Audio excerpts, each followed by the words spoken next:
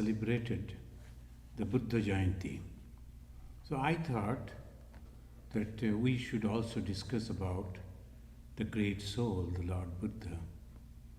We accept him as an avatara, we worship him regularly, and let us today discuss about him. And this is a unique life that we find and a wonderful teaching that he gave. So before we start, let us begin with the stotra. I will, because it is a little difficult, the Shanti mantra from the Veda, I will break it and please repeat after me. Sangachadham Sambadadham Sambho Munamsi Janatam Deva Bhagam Yatha Purve Samjanana Upasate Samaniva Akuti Samana Hridayanibaha Samanastu Bhumano Yathava Susahasati. May you move in harmony. The Sangachadam, Gacha means move, Sangha, together. May you move together and speak in one voice, Sambadaddham. Sambho Monamsi Janatam. May your thought be united. So this is the all different type of people, different type of views, ideologies. So here the prayer is one should be always united, all of us. And then he is giving an example. In the ancient time, the gods they used to share with others. Similarly, you should also share your things with others. May your intention and apprehension be alike. Samaniva akuti. Your intention akuti, samana hridayaniva. And also your aspirations, it should be together, same type.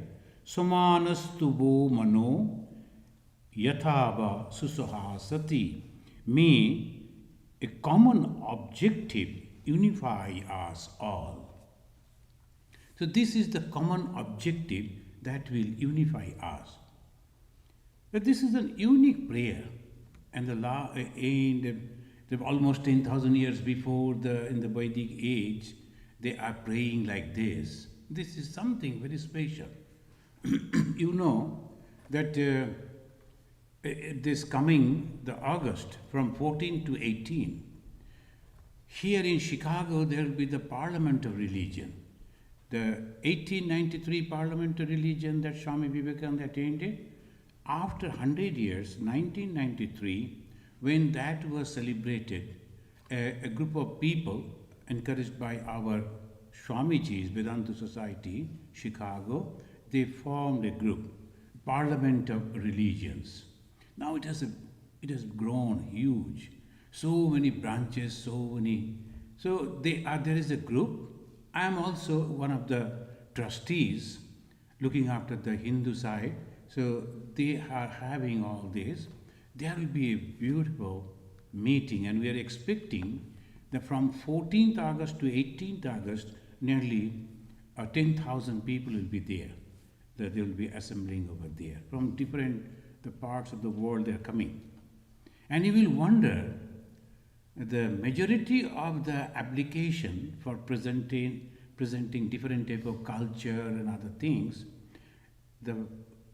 among among 86 or 87 countries, the first is India. And you know the second? Pakistan. So they have also submitted, and they will be coming and presenting, and like that so many the different groups are coming. So we will also present for 1.5 hours from our side, Vedanta Society Chicago. There will be a bookshop also, and our Vedanta Society Toronto, they have also submitted. We will be, and this time the theme is the freedom. Over that we'll be discussing. So in that, the Sangat Chabdam, that we should think together, we should march together, we should move together. We have a common object. What is that? Peace. Peace should be the common object. So they have given me the chance this time to give a talk for 5 to 6 minutes in the plenary session, where all the 10,000 people will be there in the beginning. So I'm thinking that we should say like this. So this is the way we thought much before. Now, in 6th century BC, 600 years before the Jesus Christ, the two new religions arose in India. One is Jainism, another is Buddhism. And both were heretical. They never accepted the Vedas. So this is the time when some people, that's why Swami Vivekananda said that Buddhism, the Swamiji said, Buddha is a rebel child of Hinduism. A rebel child, because at that time so many things entered into Hinduism, and mainly a group of people, and that they are marked as the Brahmana. So they wanted to introduce all ritualistic things. Constantly, anything that is happening, you must have to have the yajna, this many things you have to offer, these, that, because the moment there will be yajnas, profit is for those people. So that's why they were introducing, and that is the way the whole society started thinking. Buddha protested. Buddha told, actually religion is realization. The people should understand that they are not ordinary human beings, they are divine, they are gods. That was the way the Buddha thought. So we won't discuss much about the Jainism today. We will concentrate on the Buddhism. There's almost 600 years before the Jesus, the Buddha was born. And then the Gautama Buddha, his name was the Siddhartha Gautama. A Buddha afterwards, after his realization, so Siddhartha Gautama, he was born in 563 BC in the forest of Himalaya. We can say actually almost the foot of Himalaya, and as a son of a king of the Shakyas. In those days, though they said that the king, but many of the writers, they say that it was a group of people, they used to choose someone to lead them. It's not a king in that way. They'll be choosing someone to lead them, and that democratic way, they will vote for one. Like the democratic country nowadays, the same way they used to choose. And Shakyas were that. Shakyas is a group of people. Their clan was Shakyas. In India, there are in the same way, the Punjabis, the Bengalis, the Assamese, the Marathis, like this are there. So they were Shakyas. This Shakya group, their leader, their son, and his son was Gautama Buddha. Hearing the prophecy, the moment, even today, the moment the son is born, they will be inviting some of the people who can read about him. Sometimes they will be looking at the palm, sometimes the forehead, and there will be, one lady is there, she says, mainly correctly, even today, if you can tell the right time of that the child is born and the right place, because the place is very important. In Chicago, if you say Chicago, it's a vast city. Where in Chicago? That differs. The same time, but different places that will differ. So that is the way they calculated.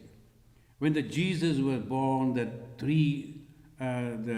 people that they came all the way from the east, that they also announced that he is a Messiah, etc., etc. Same way, but the Buddha also, his father invited some of the scholarly people. They came and they calculated. Then they said, two things will happen. One, he may be a conqueror and he will be a great king, or he will be a sannyasi. And when he will be a sannyasi, he will lead many thousands of sannyasis.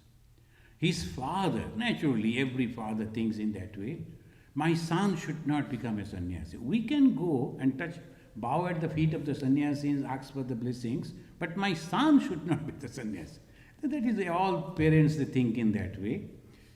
And Gautama's father also thought in that way, and he made a beautiful palace for him.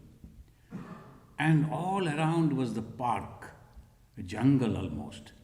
And no ordinary people were allowed to enter. Only the beautiful people, youthful people, and everything good in this world were presented before him. Till he was young, he was growing in that. But the providence. So naturally, one day when his father, he was married, and that was also a great celebration after the marriage. The father thought, my son has grown up, now he will never become a sannyasi. So he allowed him to go out. This was the first time. And Channa was the charioteer. He was driving the chariot. Buddha went out, and the first thing he saw, an old person. And he never saw any old person. All youthful people. So I said, who is he? There is an old person, the Channa said. Why he has become old? Oh no, this is natural. Every one of us will become old. Is it? But I have not seen. Well, you were not allowed to see that. So that is the reason. Buddha came back and he started thinking over that. Oh, this body, my body. He was asking, I will also become old. My father will become old. My wife will also become old. Everyone. So he was continuously thinking, oh my God, what is going to happen? And the next day, when he went out, he saw a diseased person. And the people are carrying him to the doctor. So, what is it? And everybody will have this. So, then he started thinking, oh, then this body that I think is permanent is not permanent. Third, he saw a dead man. They were carrying a dead body, and that was, he thought, oh, this is the end of the whole body. First we are growing up, then we are becoming old, then this suffering, and then after that is death. Is this the ultimate? Fourth day he saw an ascetic. In Buddha's life, 4 is very important. The first day in his life, the 4 things he saw, and he started thinking about the temporariness of this world. And that is very important. But when we can't think that this world is purely temporary, we suffer. We try to grab that this thing will give me the joy, this will give me the happiness, and every time it slips away and we are suffering. So he saw that ascetic, though he was elderly, but his face was beaming with happiness. So he came back and decided, I am going to be an ascetic. And the happiness is the ultimate goal. I should pursue for the happiness. The Buddha decided, and he came to know to become an ascetic, you have to go inside the jungle, take the initiation from a guru, you have to practice austerity. He all inquired, and he decided to leave the house. He left on that day when his son Rahul was born. That very night he left because he knew that if I go and see the face of my son and that again I will be attracted, I will be attached, I will never be able to leave. And he left. And Gautama, after leaving, 6 years he practiced extreme austerities.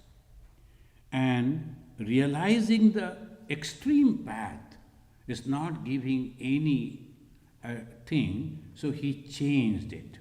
So when he was practicing, slowly he reduced his food. And ultimately he started eating only a few leaves of the tree. And he was surviving on that. An emaciated body, he couldn't take the breathe properly, he couldn't meditate properly, he couldn't think properly. He said, no, this is not the way. The extreme path should not be.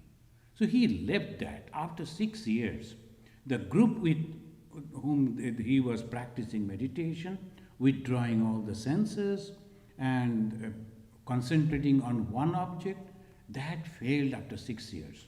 Then he traveled a length, and all other people, they were criticizing him. Look at him, a loser, he cannot continue like that. But Buddha, without paying any heed, he went on the bank of a river and he bathed in the river, came and sat under a tree, and a lady nearby from the nearby village, she came to worship the tree. And seeing the Buddha in that condition, there was nothing but the bones. She thought, this is the tree god. And she offered and best food, particularly porridge. And Buddha took the whole thing and got back the energy, got back the strength in his body, and he could think properly. He sat over there and he decided Madhya Pantha Avalambaniya. The middle path should be followed. Without food, without anything, we cannot concentrate. And lot of food, lot of things, again we will be deviated. So Madhya Pantha, in between we should have to. Those who are practicing spirituality, this is the guidance, Madhya Pantha. In Ramakrishna Mission also, they always say, Madhya Pantha Avalambaniya. Don't be extreme.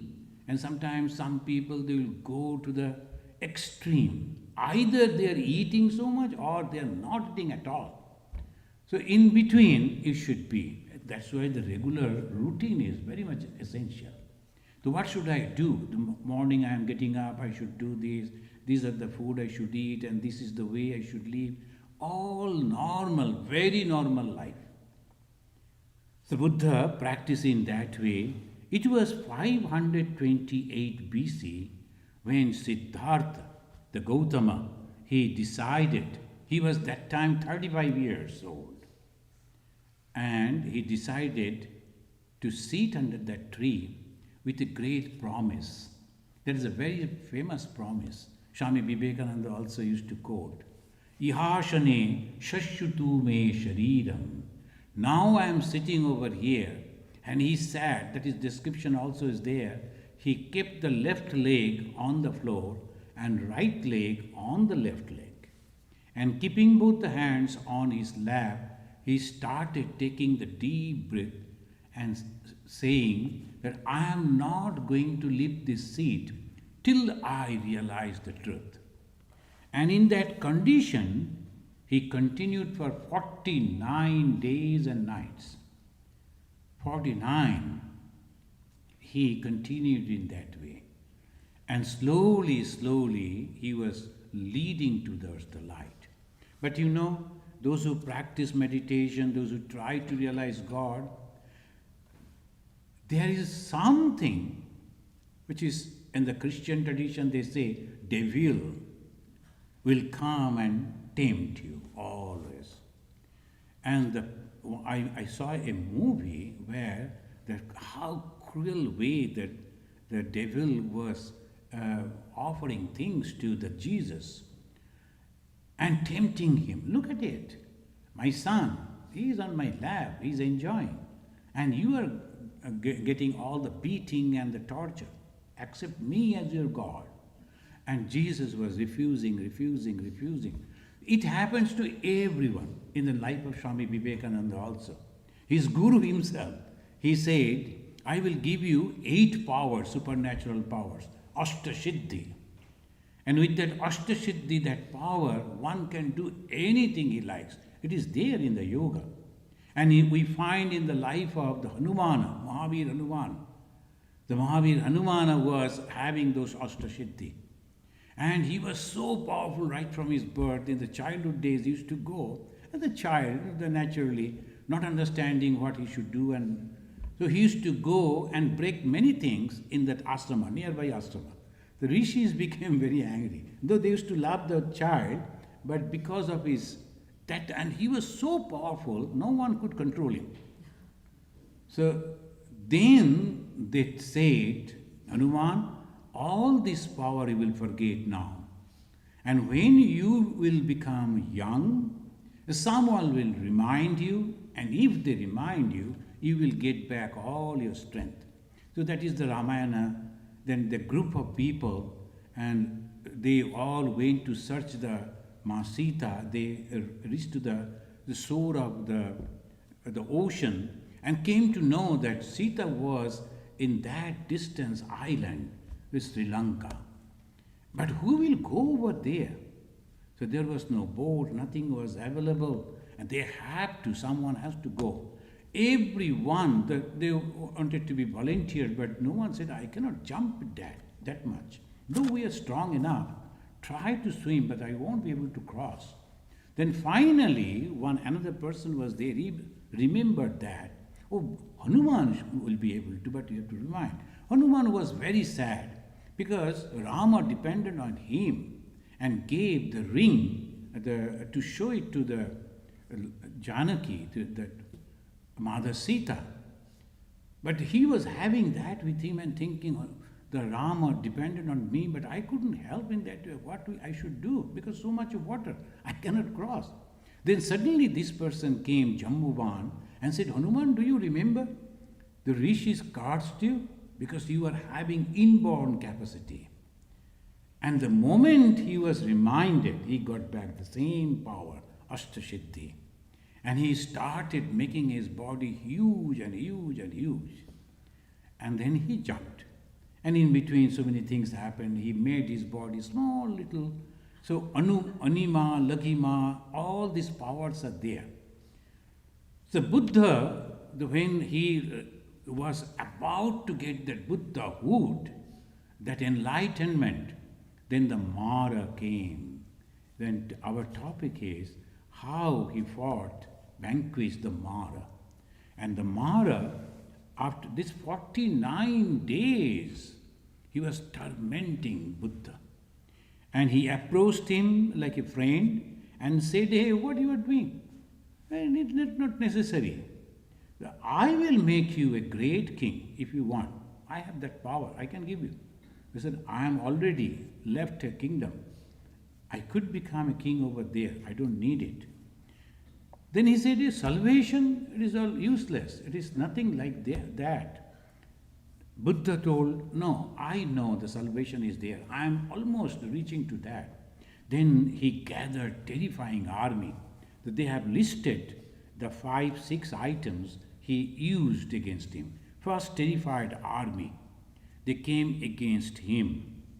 Then he attacked with the whirlwind, huge rainstorm, then showers of rocks, weapons, live coals, hot ashes, sand, mud, and created dense darkness. Even the gods who were nearby, that means the good people, the god means a small g, the good people who were around him, they left that place because they were afraid, because he is going to die. Some people, bad people are attacking him. But that is the reason, to be successful, one has to be determined. This I have accepted, I am going to continue, and nothing can stop me. When Swami Vivekananda was very young, 17, 18 years old, and he was very intelligent though, the Bhagavan Sri Ramakrishna said, suppose the whole world goes against you, stand against you, what you will think. Because if some people goes against me, immediately we either adjust or give up. But here, the great souls, the Vivekananda said, I will think the dogs are barking. When an elephant passes, the dogs, stray dogs, they will be barking. Elephant never cares for that. Hathi chale bazaar mein kutta bhoge hajar. In Hindi they say that when the elephant is passing through the marketplace, of thousands of dogs, they may bark. The elephant knows they can do nothing to me. I will. Then Sri Ramakrishna says, not that much, but have the courage to face those things. Different type of opinions will come, objections will come, because people don't understand. They will go on talking like that. If someone said somewhere, oh, he is a bad person, and you come to know about that, and you break down, oh, why he is bad. This happens always. So when you like to be successful, don't care about the criticism. And also the praise. Those who are coming and praising you, they must be having some other idea. So that's why you have to be very careful, those who are praising you all the time. So Buddha, I should not say Buddha, is a Gautama, Siddhartha Gautama. He was determined. So finally the Mara tried to tempt by sending some beautiful girls to Gautama, but Gautama sat like a rock, unperturbed. As a last try, Mara offered Gautama the kingship over the 4 great continents. Your father is a small kingdom he is having. I will give you the 4 continents. Friends, most of the people, after reaching over here, they break down. And when they practice austerity and all that, and that is the last thing, temptation. And temptation for these name, fame, and clappings of the people. So when we practice slowly, and the people will be naturally, the more the God's divinity manifesting within, you will automatically attract a lot of people. Whether they are aware or not, they will be attracted towards you. That shows that you are having the God's blessings within you. But sometimes people, they forget and they go for that power. You have so many references we can give.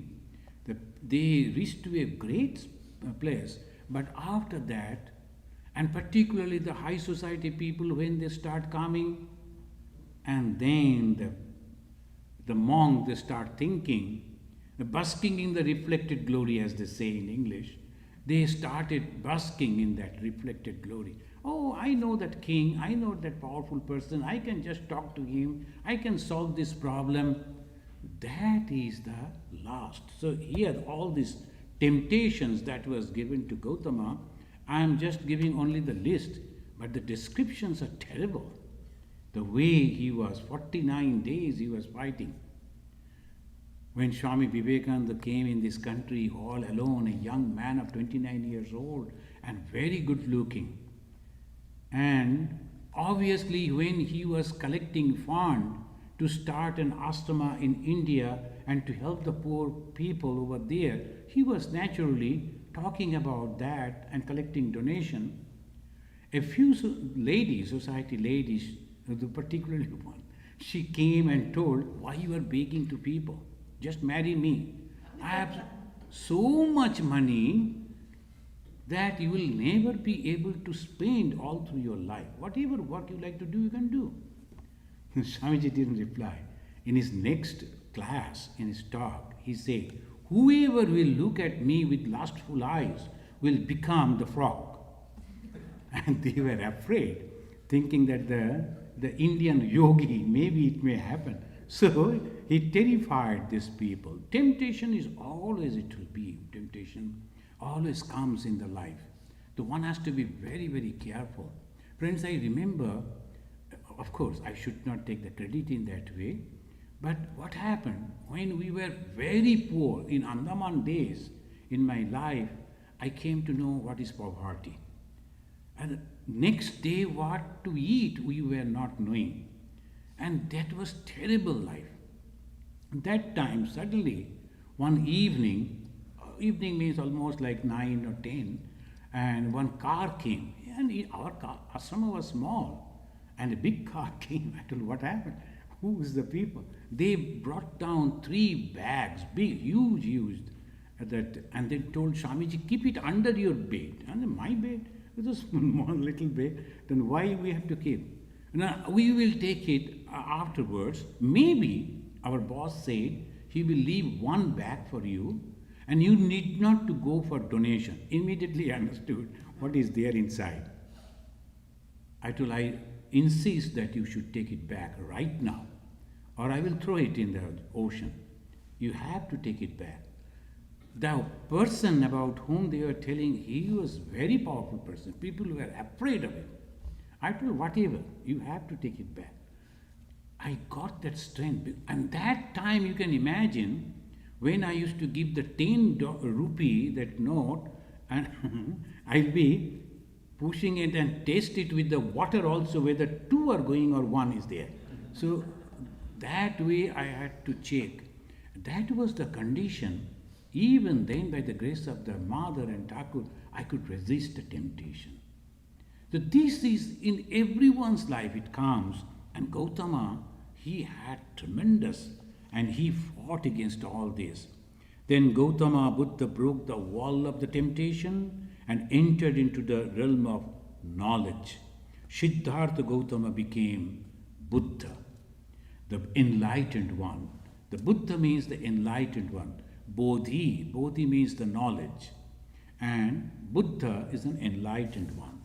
Lord Buddha dedicated his 45 years for Bahujana Hitaya, Bahujana Sukhaya, for the development of many and for the happiness of many, only for those people. It was not necessary for him, but he decided that I should go out and reach out to people and give this message to them. Swami Vivekananda, when he was thinking to start an organization, Ramakrishna Mission, this was the motto. But he said, Atmana Moksha Jagat Hita. But he always used to say, Bahujana Hitaya, Bahujana Sukhaya, for the development of many, all, and the happiness of all, you should dedicate your life. And that is the ultimate of the religion. That way, the Gautama Buddha never ever developed any complicated philosophy. Very simple way he taught. But now, of course, it has become so complicated. Maybe always it happens. The master, the Gautama himself, he said, no, the only 4 things you have to understand, and that's called 4 noble truths. And very simple, we all understand. What is that 4 noble truths? One is truth of suffering. From the birth to death, it is suffering only. And when before the birth, you are in the womb, you are suffering, and after the birth, you do not know what is going to happen to you. Like that, the whole life we are suffering. Only a little temptation is always there before us. Oh, I am going to be happy someday. I am going to be happy after having this. So we go on searching for happiness, pursuing for happiness, and ultimately at the fag end of our life we say, oh, I tried but couldn't get. Majority of the people are not satisfied. That is the reason that he said the suffering, the truth of suffering, birth and death, this circle is suffering. And the second noble truth, the cause of suffering. What is the cause? Your own work, karma phala. And that will force you to take the rebirth and again suffering. Third noble truth, concerning the cessation of suffering. If you start thinking how to stop it, I don't like to go, and from there your spiritual journey begins. Sufferings is there. The cause is suffering, desire. And how to stop this desire? If you start thinking in that way, Immediately the fourth path comes, and that is the path that leads to the liberation, free from the suffering. So this is called the Chatvara Arya Sattvani. In Sanskrit and sometimes in Pali they say Chatvara. Chatvara means four. Arya means truth. Sattva, truth. Highest truth.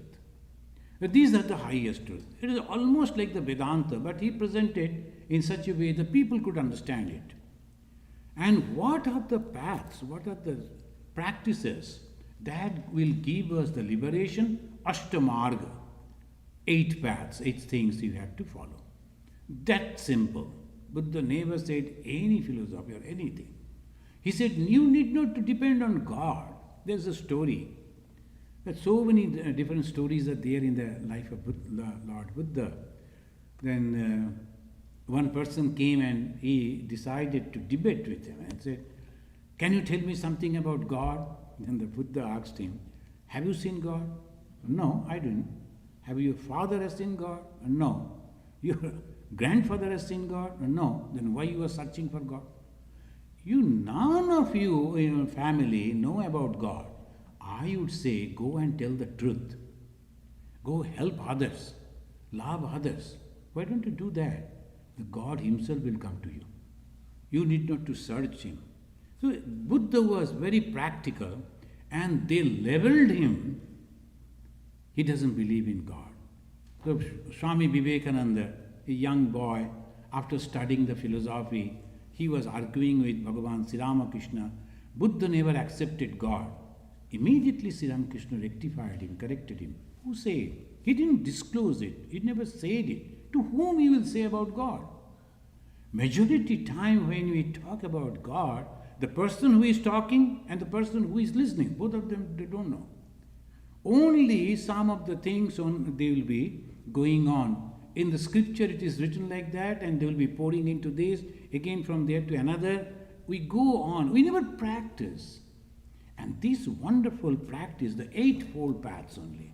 What are the eightfold paths? The first is right view. You have to understand things correctly, right view. And otherwise, long back, I was a brahmachari that time in Advaita ashram, and I was going to another ashrama. I got down from the bus and I was walking. I was alone that time, and I saw 2 group of boys, young boys, maybe school, college, like that. And just in front of me, one young girl was walking. She never knew the group of boys following her, and another group coming from the front, they also were interested in her. She was not knowing anything. These 2 came closer. Then from the backside, when they were calling, just making some sound for the girl to get her attention, then those boys said, "Hey, we have looked at her and you should not say anything to her." The girl went somewhere, and these 2 groups started fighting on the streets. Look at it. I crossed and I was thinking, "Dukkham, dukkham, sarvam dukkham." See, everything is full of misery. They never knew that girl. She is not at all interested in any of them. But these 2 fools thinking, and look at it. And this is called Maya. In Vedanta, we call it Maya. So right view is necessary. Am I going to be happy after this? So we have to choose the right path. Once I went to that in Bombay, one prison, they took me. One Swami was supposed to go, he failed to come, so I was visiting Bombay Ashram. He told, "Hey, you are here, come, you have to give a talk." I just talk before those people, I am not prepared. And I was not, I don't know whether you have entered into prison or not. Just hell, so fearful. The moment you enter inside, terrible place. Outside the wall, you won't understand. Inside, if you step in and you will understand. Terrible people. The police guards and all those guards, they are behaving so roughly with everyone. But that was there. They took me the jail or, authority, they organized that. And those people were not ordinary thieves, the pickpocketers. No, they were the killers, the underworld people. We only read and heard about them. And sometimes in the movie we see them. But when we face them, oh my God. But they look so well, very good looking people, very well built people, and very soberly they were sitting, very quietly. When you are looking at a person, you will never feel that he can kill. But they killed so many people. And the first row, the people who were sitting with the white robes, the jailer told, Swamiji, their fate has been decided, we are going to hang them. And within 15-20 days, but they have applied to the President of India. We are waiting for the final decision. But this is one. Second group, they belong to this. So a third group, they did this, like that. He introduced me and then said, now you say whatever you like to say.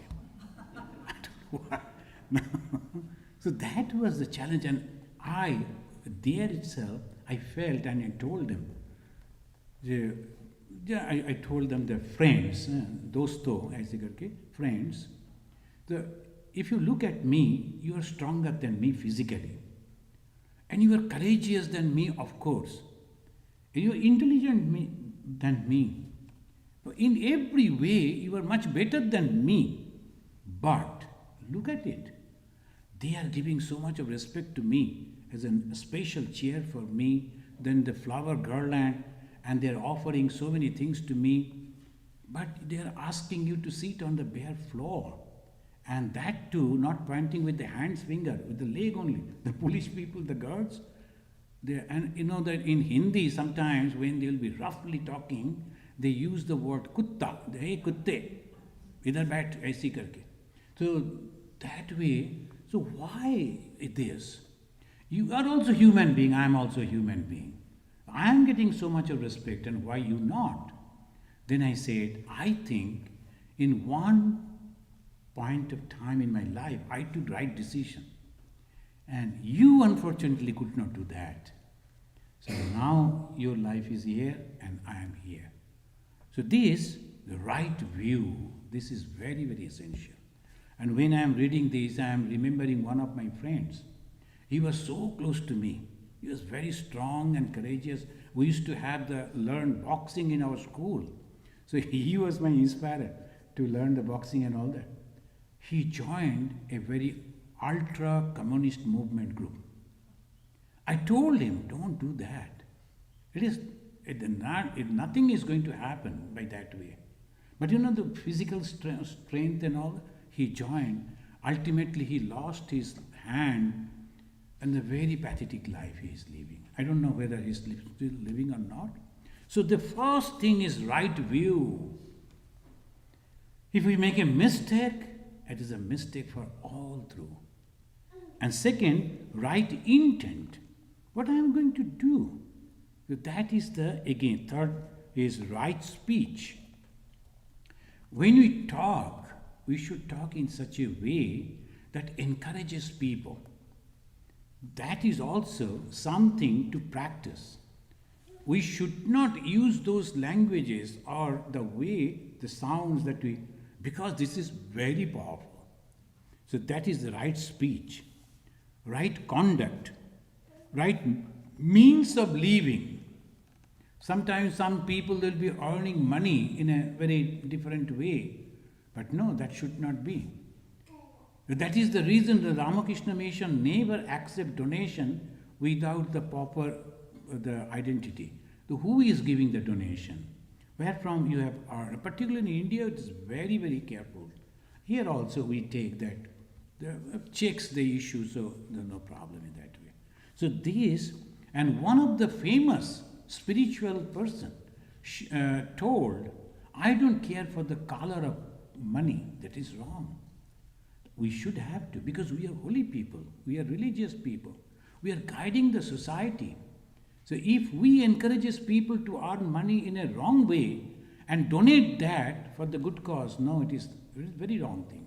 So they say, that means of livelihood should be proper, and right endeavor, right mindfulness, and finally, right meditation. The meditation means concentration on one object to become like that. That those who are researching, they are concentrating to find out the truth. That is called the right way. The Buddha did not appeal to any god. He said, we need not to go for any god. Nor did he claim that he is God. He said, only live in these 8 ways, the 8 rightful paths, practices. On the last day of his life, he went to a village, and there he went to a house and begged for food.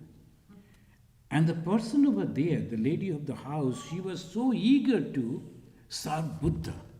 Naturally, and with great eagerness, she cooked at some, that's called sweetness of pigs, the fork, meat, it gave to the Buddha. But that was poisoned by some way. That she used that, but it was not proper. Buddha, the moment he ate a little, understood this is a spoiled thing, it is going to harm, and there is no way. And if I don't eat, then the lady will think that, what have I done? She'll be feeling sorry. This is the greatness of Lord Buddha. And he understood that this will be distributed among the other disciples also. All the other monks are also there. So before she started distributing, the Buddha told, I want the whole container for me. And he took the whole container, ate from there, and never allowed to distribute. He knew that he is going to die. When the other disciples became angry with that person who served that food, Buddha told, you don't understand? That is the unique way he said. He said that it is the one of the 2 excellent meals that I had. One of the 2 excellent meals that I had. The first one, served by Sujata, that lady, the village lady, gave me enlightenment. And this second one gave me nirvana. Nirvana means his body was left. So this is called Buddha. That's why they say Buddha Hridaya. Buddha Hridaya means the full of compassion, full of love. How I will know that a holy person, full of love, full of compassion, and no personal thing, always impersonal, always feeling for others. That is the main thing for the holy people. Then as a final, his advice, the Buddha said, decay is inherent in all composite things. Work out your own salvation with diligence. Atma Deepo Bhava. You have to help yourself. Atma Deepa. Atma means yourself. Deepa, the light. You have to work out for your own salvation. We cannot give salvation to others. Then sometimes we think that we should go together and we will do. So mostly the Indian couples, whatever they will do together. That is good practice. But they are not sharing that I have done something good, some portion will go to my children or to my husband, nothing like that. This is very special. Religion, it is only up to you. Only you have to earn. Buddhism has assumed many diverse forms in its long history. It has given birth to many philosophies. 2 major divisions are there. One is Hinayana, another is Mahayana. Hinayana and Mahayana. Why Jana? Jana means the chariot or we can say vehicle. The Hina is small and Maha is big. How it came? Because a group of people, those who were at the time of Buddha, they became very old, we can understand. Immediately after the Buddha's passing away, there was no group at all individual. Then slowly they understood that we have to be together. Then they started grouping. The old people, those who were associated with the Buddha, they came together.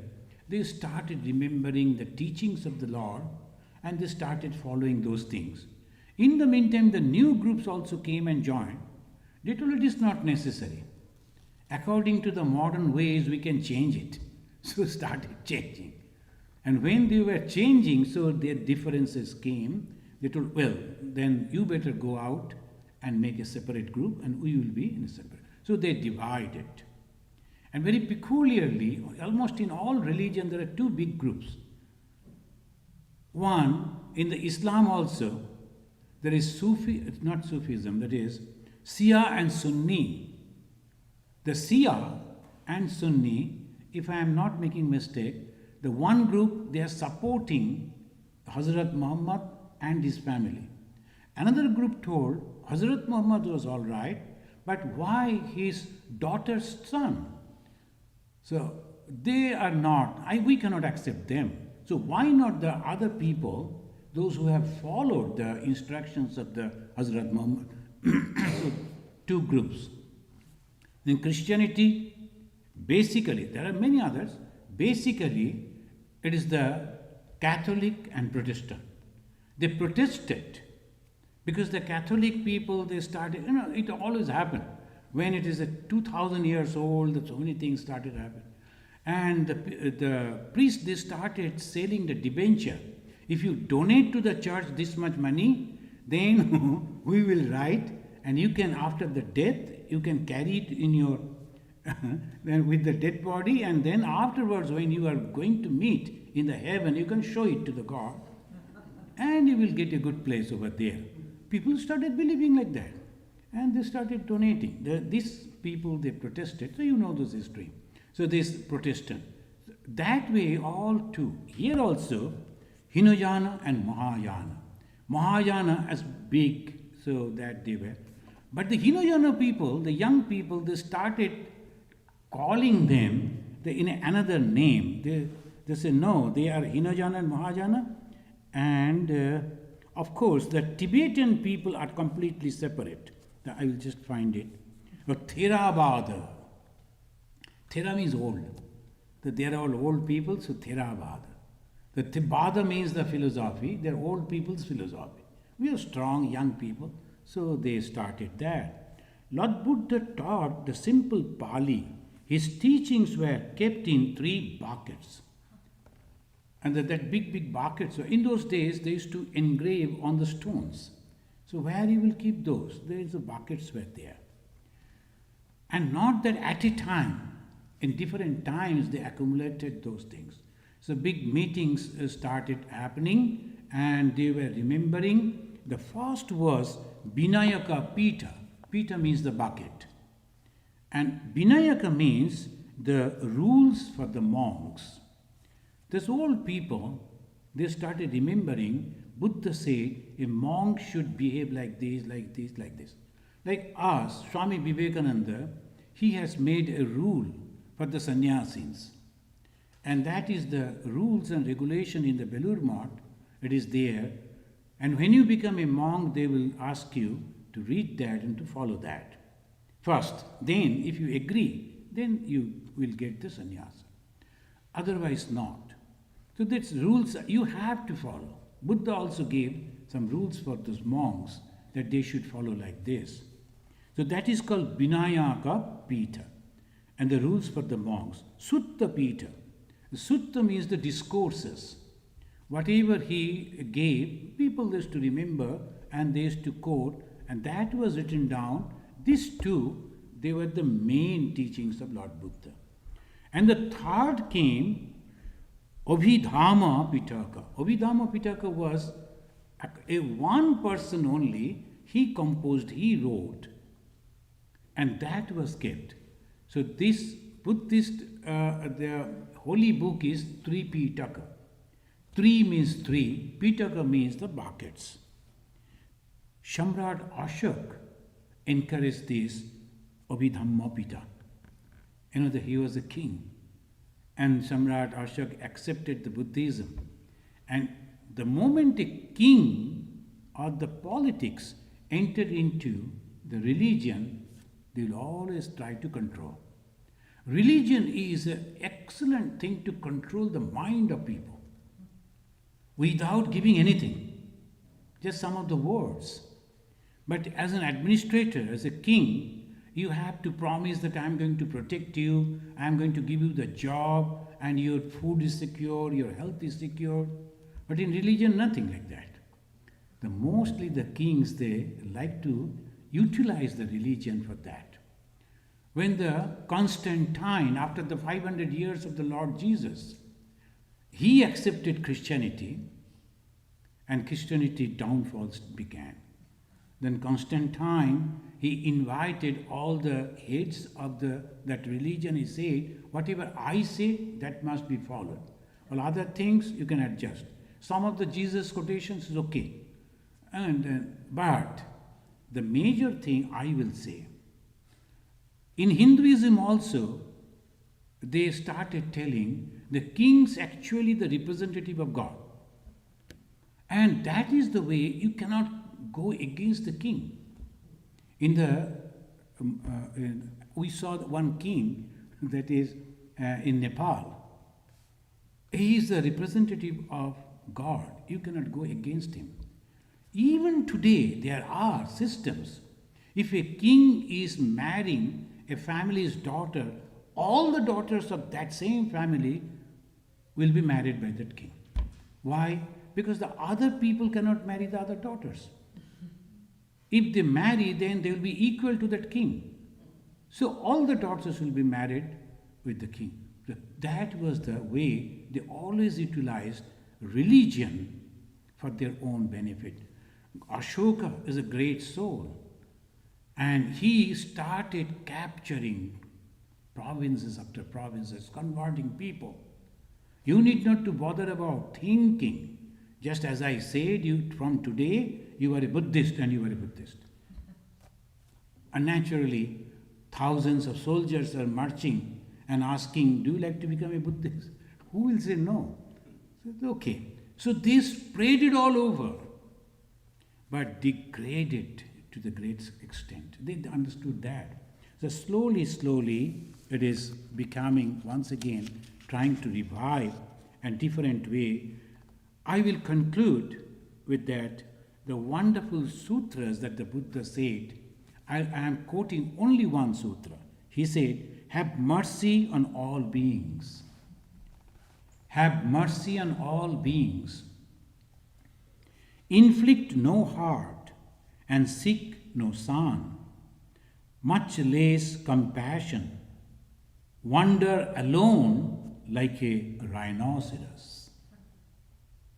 Wander alone like a rhinoceros. I don't know whether you have seen the rhinos or not. I was in Assam and there were plenty of rhinoceros. They never care for anything. The tigers or the elephants, and the rhinos never care for anything. So when a monk is going, he should not care for anything. Name, fame, comfort, nothing. So go like a, and they said, Eko chara khagabhishona kappo. That is in the Pali, the move like a rhino. Swami Vivekananda, he was very fond of this. And he used to say, move like a rhino. Never care for and never be afraid of anything. So this always happened, and we are really grateful to this great soul. It is our weakness that we divide, we misunderstand, misinterpret. That is our weaknesses. But the person who was realized and gave us the truth, he gave us a unique truth. What is that? Love for everyone. And never ever crave for these worldly things, because this is so temporary. Thank you, friends. And if there any question is there. Maharaj, we have 3 questions today. First question is from Satyamod Bhava. Are health issues related with karma? Are health issues related with karma? You know, everything is related with karma. Even the health issues, everything is related with karma.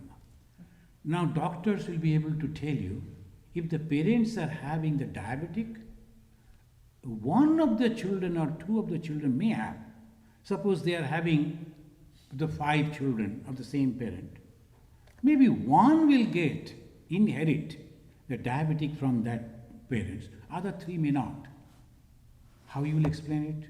Why it came to me, why not to others? Because the parents loved me too much, so much, they gave the blessings. With the diabetic? No, it cannot be. So that is the karma phala, of course. Thank you. Second question from Satyamodbhava is how to develop bhakti for Shiva only? Shiva only. Okay? And it is nothing wrong. Keeping one idol or one god before you, and you have to love that god. Now you love Shiva. What is the best qualities of Shiva? Only by seeing Shiva you cannot love. You have to understand the qualities of the Shiva. And what are the qualities of Shiva? The first story you must remember that he was the only person who came forward to take all the misery on himself and giving others the happiness, as the Lord Buddha said. How? That Bishapana, there's a story that says, they took the Shiva, they drank the whole thing for himself. He could die, but he never cared for that.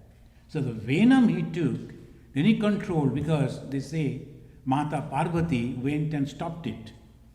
Shiva never cared whether I am going to die or not. If you love Shiva, so you have to develop this quality. Parahita Paranaya, that as Swami Vivekananda is telling, for the betterment of others, the Shiva is ever ready. If you can develop that quality, then you are a true devotee of Shiva. Otherwise, pouring milk, okay, try that. I don't know. Swarup Chakraborty is asking a 3-part question. Vedantic teaching contains the broad and easy path to attain the truth. Even Swamiji had time and again endorsed that Vedanta is the only path we should invest our energy upon. Buddha appears to have deliberately shunned well-laid Vedantic teachings. Then he attained liberation and taught disciples Arya Sattani. Isn't it paradoxical? Was Buddha rebellious for any good reason, or was it his nature? Buddha was rebellion against ritualistic things that in those days it was there. So Buddha was 500 years before Jesus. So we have to understand that. And that was the time when the society, they were constantly depending on the yaga and yajnas, that everything that you have to perform this thing, the Buddha said it is not. You have to develop the human qualities. So that is the way Buddha. And it is of course Vedanta. And he gave it in a very simple way. Thank you. Somen Paul is asking whether we should keep going back to the ancient knowledge, or it makes sense to explore and find newer ways to enlightenment. Why not? That's a good question. Always, the Hindus, they always say, you should find your own path. As the Buddha also said, you have to find your own path, own liberation. But you know, this is the most ancient truth, but it is the eternal truth. This world that we see, though it is so lucrative, we can always go to enjoy through our eyes, through our ear, through our tongue, through our touch, but at the same time, it is so temporary. This is the ultimate truth everyone experienced. So that, keeping in mind, Buddha said, Sarvam Dukkham, Shankara said, this is the Maya. The same thing in two different, many different ways they are expressing. Now, understanding that, if you can develop a path for yourself to get out of this bondage, you are welcome. Thank you. Okay, yeah, please. I like your narration because when I see good people suffering and bad people enjoying, is that also karma? Good people, why they are suffering, and bad people, they enjoy. We see the good people now, but we can't see their past. Maybe they were like these bad people one time. So now at present they are suffering.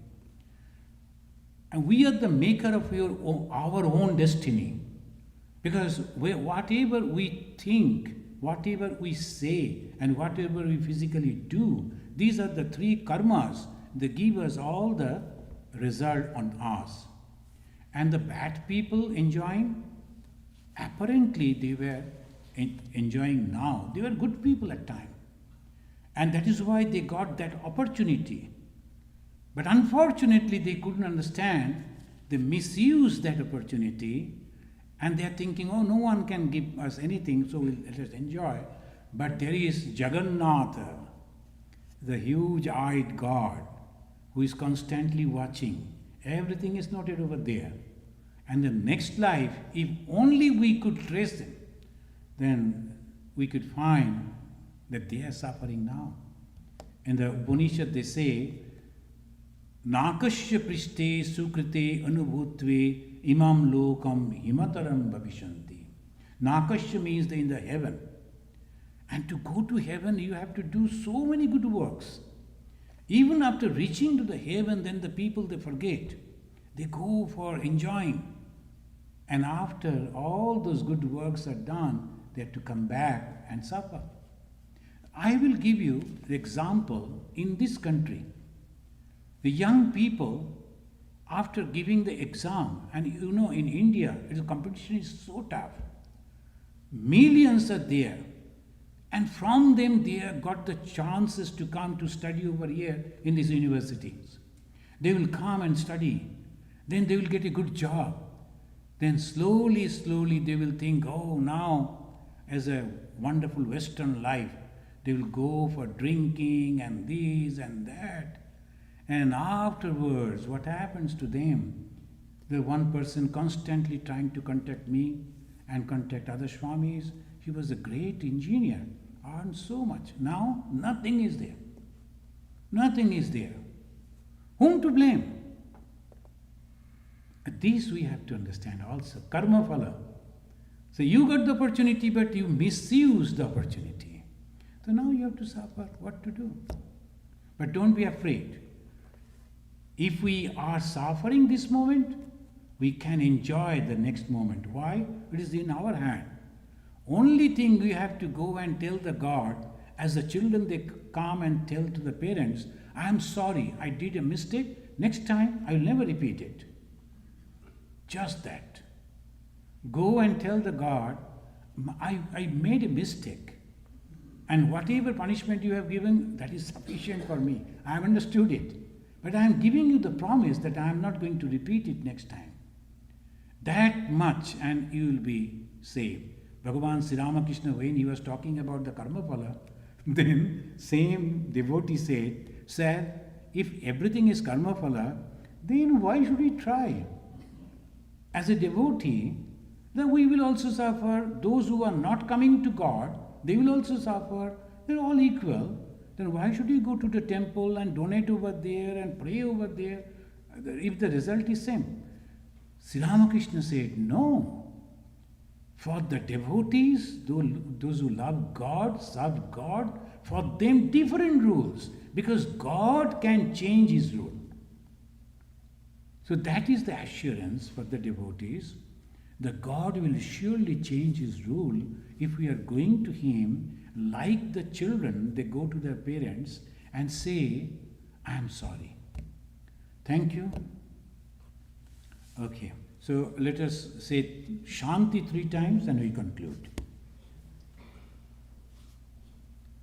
Om